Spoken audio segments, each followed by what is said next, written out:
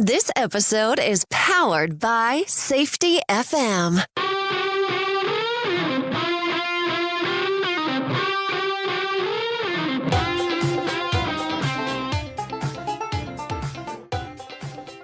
The Crucial Talks podcast with your host, Mike Sedam.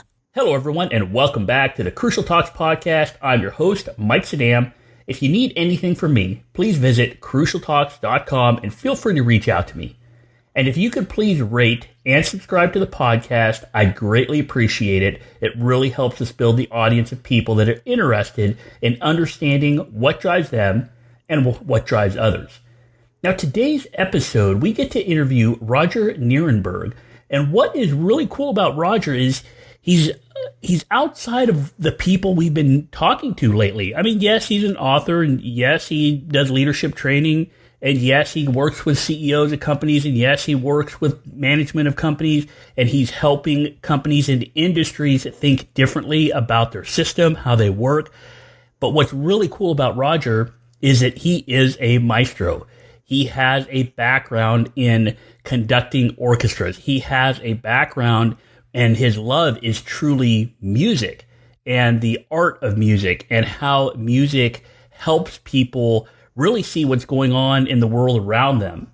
And that's what makes him so different from the rest of the interviews we've conducted in the past and some of the other guests. And that's really why I was so excited when Roger and I connected, because I really wanted to talk to him about this, because you've heard me say it before, that the human perception, the lens we use to view the world around us, is how we make decisions.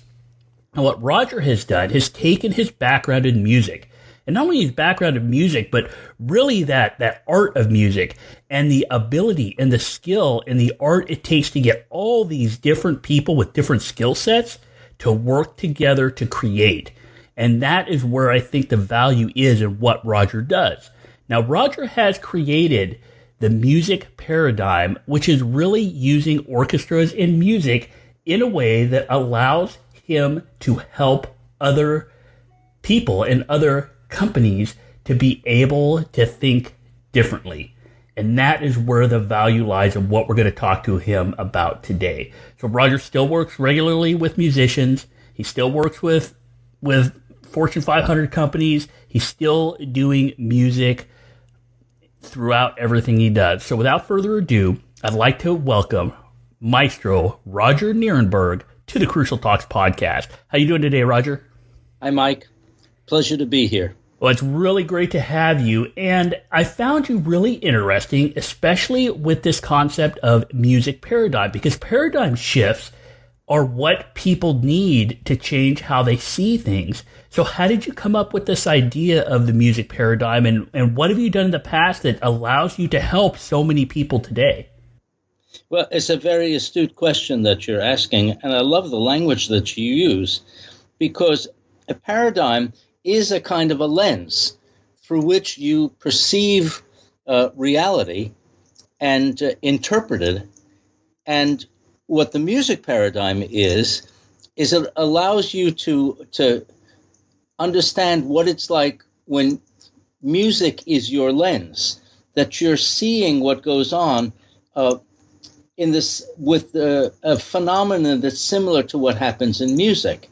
And through that lens, things they snap into place. They become much clearer. It's easier to connect dots. It's easier to understand what's going on. And it's that understanding that teaches. So I don't really do any teaching myself, but rather I set up circumstances where people can gain insights by seeing their work through the lens of music.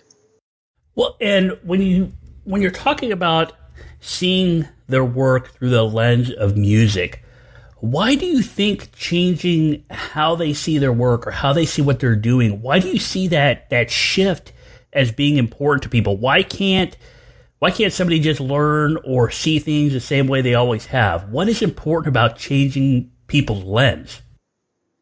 Yeah, well, I think people should continue to see things as they always have. But the thing is that life unfolds at a certain speed. And a lot of times it's very difficult to connect the dots in our present life to show the relationship, for example, between behavior and the results that behavior generates, because because our experience unfolds so slowly that by the time the result has come, it's not clear exactly what the cause was. But music unfolds in a much more compressed kind of way, and therefore you can easily connect behavior to results, because in the music paradigm, which always has a live orchestra present and the participants seated inside the orchestra, I ask the orchestra to try on a particular behavior spontaneously, and then immediately everybody can hear what the result was. And so because it actually happened, and because it happened spontaneously, it has a kind of authenticity. It's not theoretical at all. It actually happened.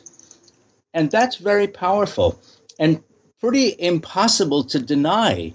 And so this is very disarming. Even people who begin in a very skeptical way, they get won over because the demonstrations are so fascinating. And I love what you're saying here, because it really sounds like you're putting people into a lab of some sorts, into an arena where they can see how some of these human behaviors and how some of the human feelings and the emotions behind decision making, how those are impacted based on what the leader does or how the leader interacts with those other people. Is that what I'm hearing? I think you're hearing it right. For example, with a client where leadership is a very important aspect of the change that they're trying to bring about, because everybody knows that the world is changing fast, and there's a lot of disruption going on, and organizations are trying to get ahead of the curve. They're trying not to be left behind, and that requires change. Now, a lot of times the change falls most heavily on the leaders, because they're the ones who are responsible for enrolling the entire workforce, orienting them, and having them understand the change, but also getting buy-in. So if I have a client like that, I will ask in my briefings with them beforehand, I'll ask, what are the kinds of leadership behaviors that are helping you to make this change? And what are the behaviors that among your people that are not contributing, that may be actually interfering? What's the dysfunctional behaviors that you wish you could change? So I will understand them, and then I'll find a way to, during the session, to model them in the way I conduct the orchestra. So then I'm looking around, because I know that these behaviors are very irritating for the musicians. They really interfere with the musician's ability to make music on the highest level. So I'm looking around for the musician who's most frustrated, most annoyed. And then when I stop, I'll get the microphone into the hands of that musician, and I'll say, what is it like to work with this leader that we just modeled, that I modeled? And they start to talk about what it's like. And what happens to the participants is they get to hear what's being said about them behind their backs. Because, of course, nobody confronts the leaders with this kind of feedback. And while that very, that powerful insight is being, the leaders are hearing this, nonetheless, they don't feel threatened. They feel completely safe, because it doesn't have anything to do with them. It's just about the orchestra and me. But everybody draws the conclusions for themselves. And those things which you discover and which you'll take much greater ownership of than something that somebody tells you in a theoretical way. Well, and it sounds like it really goes along with the fact that human beings really do make decisions and do interact with the world around them based on feelings and emotion, because what you're doing is, it sounds like you're looking around, you're looking at your orchestra, you're trying to pick out people that are either uncomfortable or have some kind of feeling about that situation you put them in based on how you're conducting, how you're leading the orchestra. And by doing that, you're generating the same feeling or the same idea and allowing people to go on this journey with that person. Yes, I think that's right. And then what they do is they connect the dots, that leadership behavior continues to reverberate around, except in real time, in real life, it's not so easy to make those connections. But in music, it's crystal clear, because music is a very transparent medium. You can see, at the same time, you can see individual parts, but you can see the whole in a much clearer way than you can in real life. And also, you can see long periods of time condensed into short periods of time. So, and in addition to which, it comes with a kind of emotional feeling as well, that when the leadership is good, you can hear the music gaining in its power, in its energy, in its expressiveness. And when the leadership is bad, you can feel the music growing stale.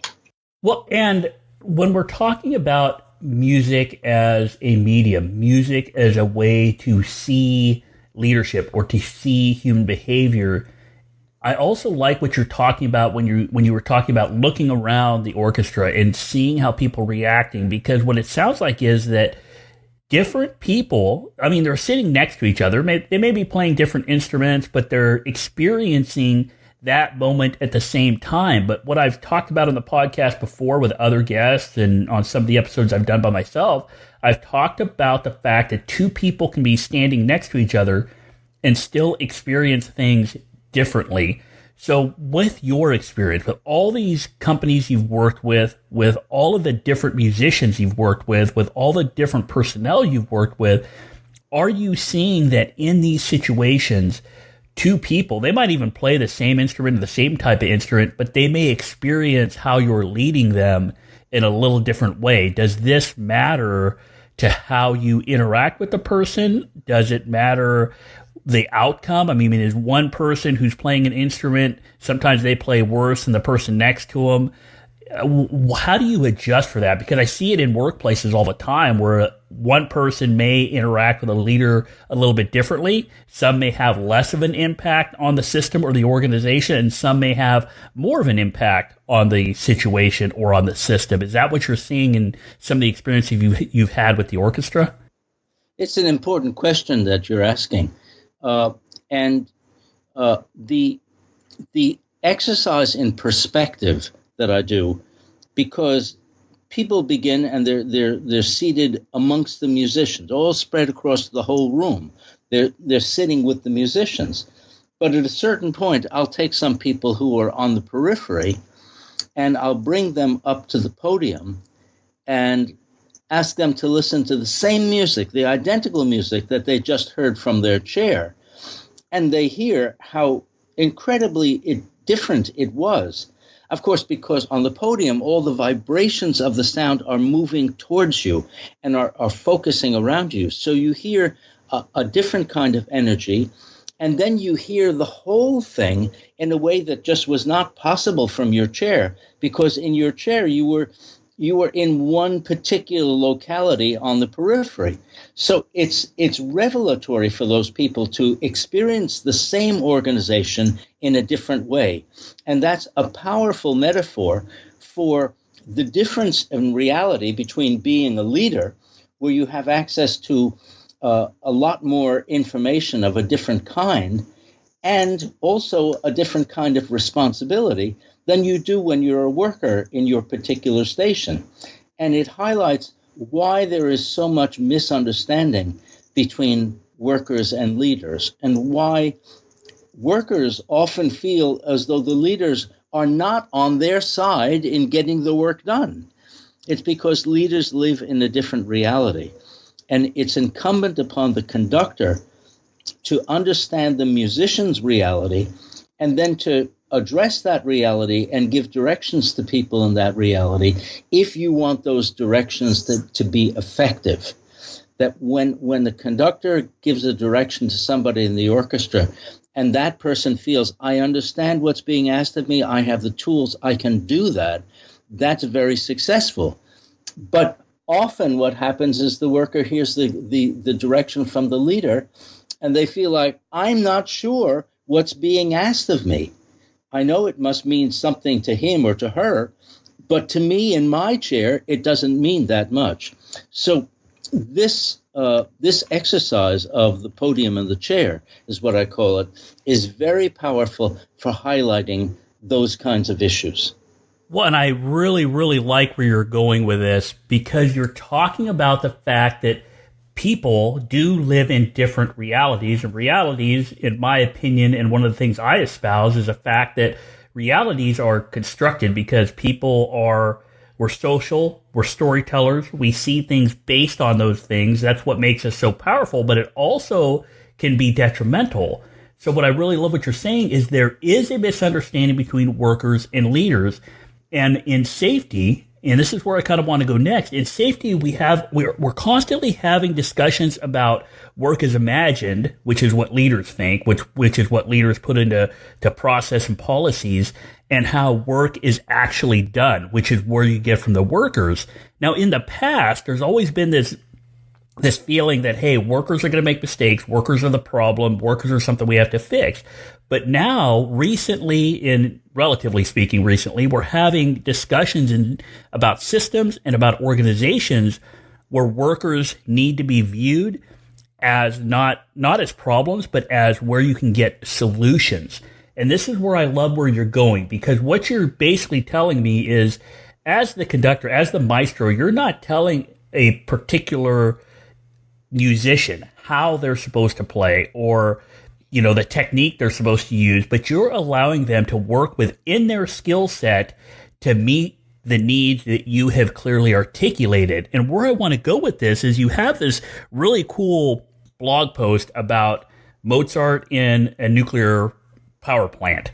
And what I really found interesting about this is you're using some of these concepts that I see in things about safety differently, or new view of safety, or what's called safety 2. I see a lot of that in what you're talking about, because you're focused on the worker and not the worker or the line personnel as something you have to constantly watch and manage and fix, but you're looking at them as, how do we as leaders, how does the maestro bring value to the entire orchestra? So that's where I'd like to go next, is some of these lessons about how you can use these concepts to view workers and to engage with workers so that you can bring more value to the system. Can we talk a little bit about that?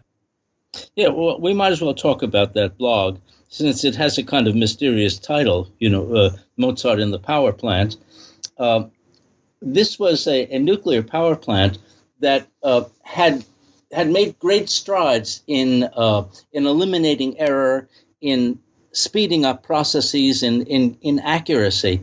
But they recognized that there was one domain where they wanted to improve their benchmark rating, which was that the initiative and engagement on the part of the workforce was below some of the other plants. And so what we tried to do in this session was to make those issues come alive and show how the orchestra, without anybody on the podium, was capable of doing a lot of solving a lot of problems, of accomplishing a lot of things when they didn't necessarily have to have a conductor to do that. And of course, that's a kind of a revelation if you're a leader and you think that everything that good that happens is because of what you do. Because it begins to make you think, well, if the workforce, if we can reinforce the bonds that connect them, if we can get them to think about collaborating, then what it does for the leaders is to liberate them from the preoccupation with those tasks and to move up to a higher level.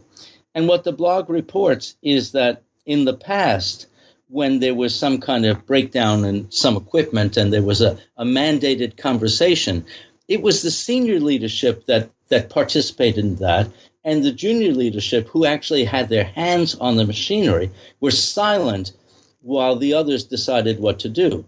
But after the session with the orchestra, there was an incident that happened, and during that conversation, it was the junior leadership that was participating and feeling empowered, and the senior leadership didn't really have to do anything because everything that was required, the junior leadership was taking over. And that enabled the senior leadership to be liberated to do things that junior leadership can't do, which is to look at industry-wide best practices and latest developments, and to look towards the future of the plant and the way it was going to succeed and thrive. So that's just one example. Well, and I love what you're saying there because, I don't know if you've heard the concepts of safety 1 versus safety 2, and it's not a big deal if you haven't because most of that discussion is happening among safety professionals. But what I love about what you're saying is that you are basically encompassing this new view of safety. What you're doing is encompassing safety 2. You're talking about safety management principles where you understand and where you're helping organizations understand that human beings are really a resource that are flexible and resilient. And I love the example you gave that even without the maestro up in front, the orchestra, because they have skills, because they are flexible, because they do work together, because they have this skill set, they're able to solve a lot of problems. And that is truly what is happening in systems, whether it's manufacturing or construction or nuclear power generation. It really counts on the flexibility of the worker within that system that is so successful. And I love what you're saying here because it goes right in line with the belief that people are not responsible, even though they're responsible for the mistakes, they're also responsible for the 99% of the time that things are going really well in the organization. And by including them, by making sure we view them as solutions to our issues, we are able to overcome some of the plateauing we see in performance, because some of these scientific management views, these more linear bimodal views of human behavior, that is plateauing now. And now with people like you, people that are helping others see the value in human beings, see the positive approach and the strength-based approach to human behavior, we can get outside of the rut we're in with human and organizational performance. That's what I'm hearing from you, which is what I really like so much about what you're doing. Well, may I make a comment about that just before we go?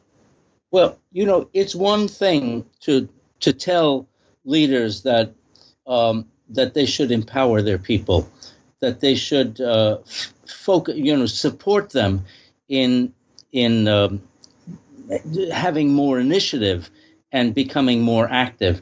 But all that is kind of, it's abstract. But when they see an orchestra, and it's so clear to everybody that this is not a scripted session and that the musicians don't know what they're going to be asked to do, and then without any conductor standing on the podium, they're asked to play a particular passage and then to change the passage and then to revise it. And they organize themselves instantly, very quickly through nonverbal means. And it begins to dawn on people that this is a workforce that really is capable of a lot of things without being told what to do. And so that exercise inspires in people is the curiosity about whether that might be true of their own people. Nobody's telling them that. Nobody's teaching them that, but it's very obvious when you see one workforce doing it. And then when you see how engaged the musicians are when there's no conductor on the podium, it makes you wonder, can you bring the power of the executive function and the managerial function, which brings superior organization and the capability of aligning the workforce, can you invoke that and still keep the level of engagement that they have when they don't have the leader there? And then I showed that there is a way to lead that leverages all of that capability, that keeps the same engagement, but yet makes the organization rise to levels that they cannot achieve without some kind of leadership directing them. So what I'm hearing is you as a maestro, you as an experienced leader of all these different people with different skill sets that we all need to reach our goal of playing a good piece of music or performing well. what you're saying is that those skill sets are super important, and because they have such a high level of skill, they can reorganize, they can deal with problems, and they can still have a level of success. But then when you bring in a leader, a good maestro, somebody that understands the orchestra and can see the whole system as a whole and how they're playing, and has this kind of holistic approach to the piece itself, the musical piece itself, and what you're trying to accomplish with that, by putting somebody up there that has that skill set, that kind of executive level skill set, or that broader leadership skill set, where you're maintaining the engagement and you're maintaining the adaptability and you're enhancing the skills of the musicians, of the orchestra, or in other words, the workers in the system, you're able to maybe create something a little bit beyond what everybody could do by themselves.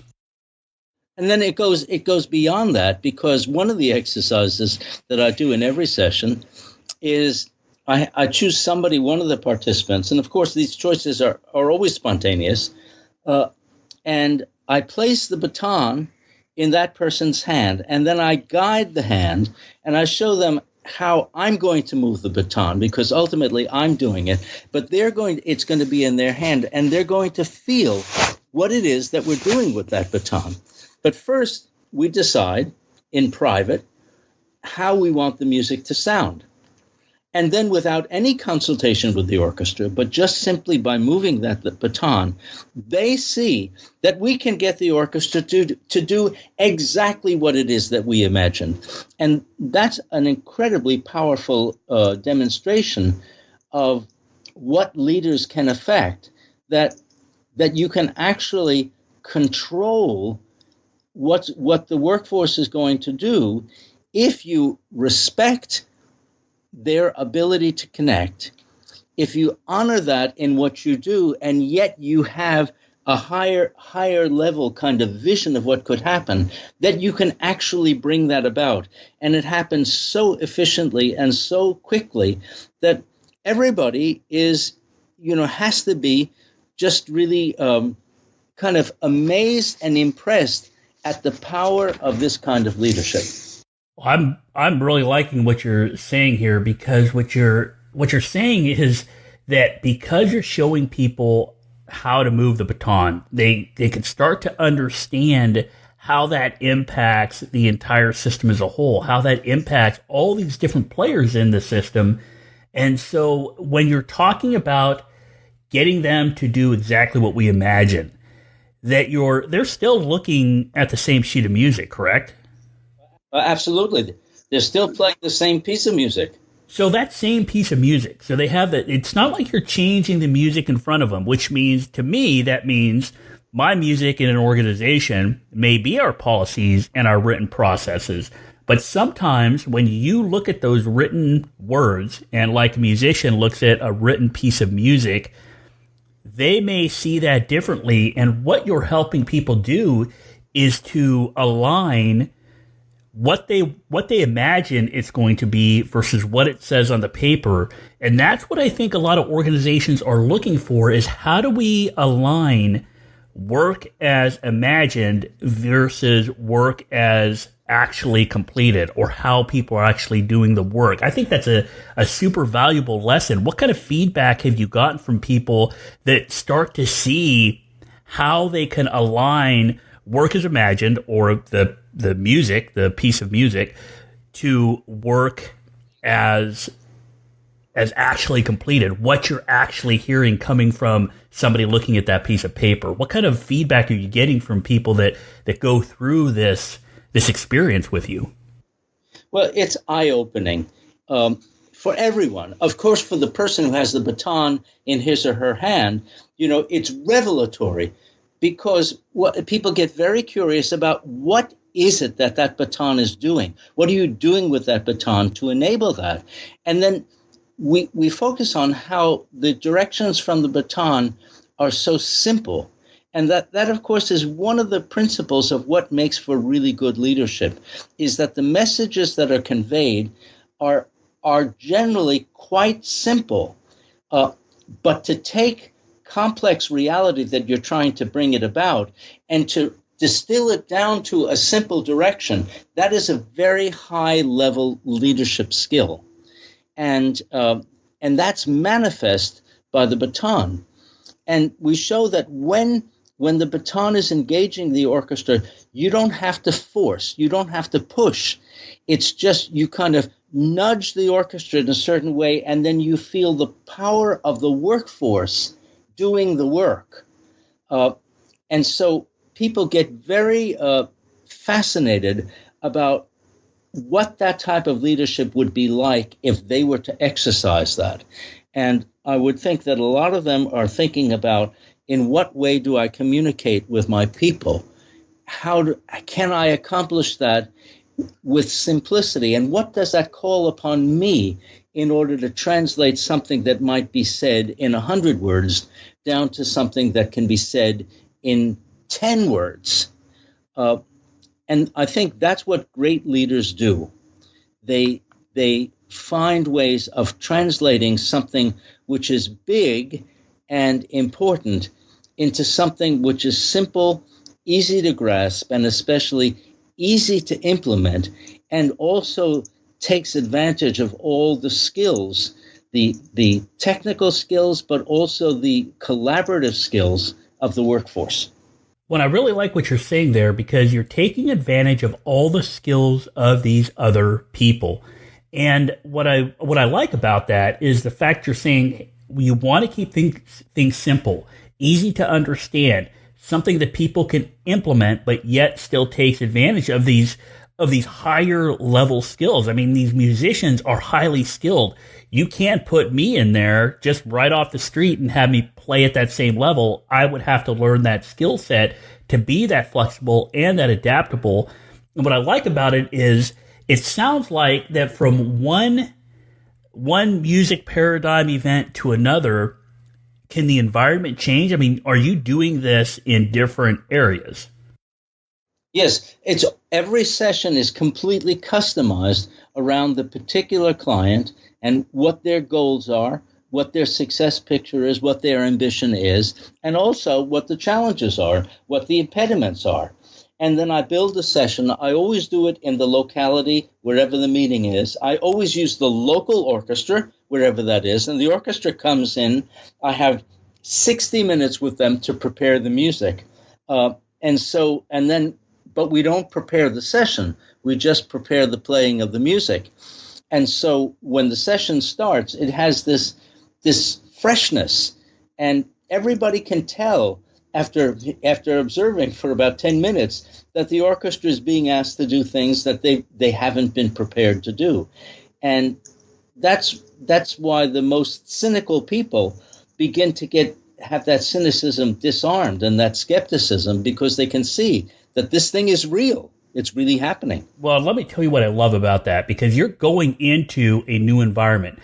To me, 60 minutes with an orchestra is way less than what you would spend preparing with an orchestra at an event where people are paying members of the audience and that sort of thing. And what I love about it is that you're going to different locations with different orchestras in different types of rooms with different types of situations you're trying to deal with a particular client. Yet, because you're focused on how humans interact in the system, their adaptability, their flexibility, you're able to deal with that environment because you remain flexible, you remain adaptable, but you are in that system or in that new environment with a skill set that allows you to adapt. And I think that's what we see in a lot of workplaces, is the fact that people, they absolutely need to be flexible and adaptable for the system to move forward positively, for the system to succeed. And that's why I love what you're doing, because it's more a skill-based approach. It's more of a recognition of how people are so valuable to our human-based systems, because you're able to deal with those changing environments. I think that's a super powerful, just your experience alone in using different orchestras in different parts of the world or different parts of the countries in different types of rooms. Just your experience alone shows how valuable people are to all these different systems that we're in and the changing environments that really the complexity and the changing environments we're in now, really we need to understand that because things change so quickly that you need the human being in that system for successful outcomes. Well, Mike, you've unlocked one of the important secrets of the music paradigm, which is never stated. And many people don't see it, but that during the whole process of interacting with the participants and interacting with the orchestra and designing these role play exercises and everything, I am kind of modeling the leadership that they're trying to advocate for. I think a lot of presentations before audiences underestimate the intelligence of the audience. And what they do is they deliver to them the things they want them to understand, and they don't put them in positions where those people have to discover it for themselves and have to learn it and see it. But I think that by giving them the minimum, but giving them enough so that they can connect the dots, the learning is much more powerful. And that's what I'm doing. And by having modeled it myself, I believe that people will reflect on that and try to take away what they can and apply it in their own professional lives. Well, and you hit another great point there because the fact that people need models is well known. I mean, I've talked about it before when we're talking about adopting a new role or a new identity or adding behaviors to our existing roles.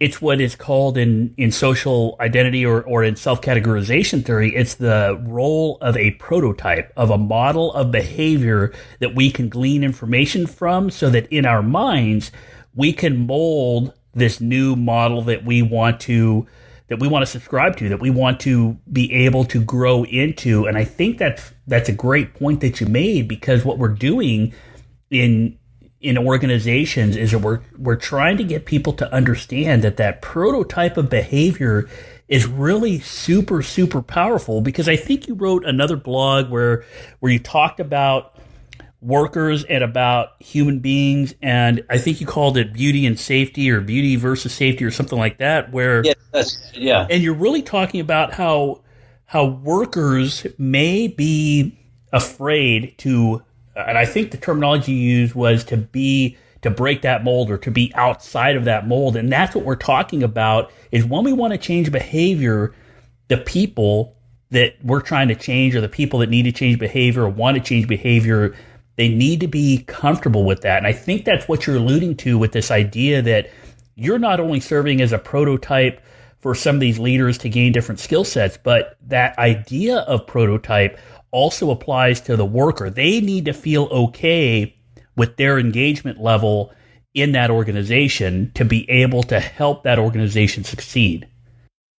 Yeah, some people will model themselves after the conductor, and some people will model themselves after the musicians. I remember one guy in the discussion afterwards was talking. He said, I felt like I wanted to grab one of those violins and play myself because he could feel the energy and the trust and the connection within the orchestra.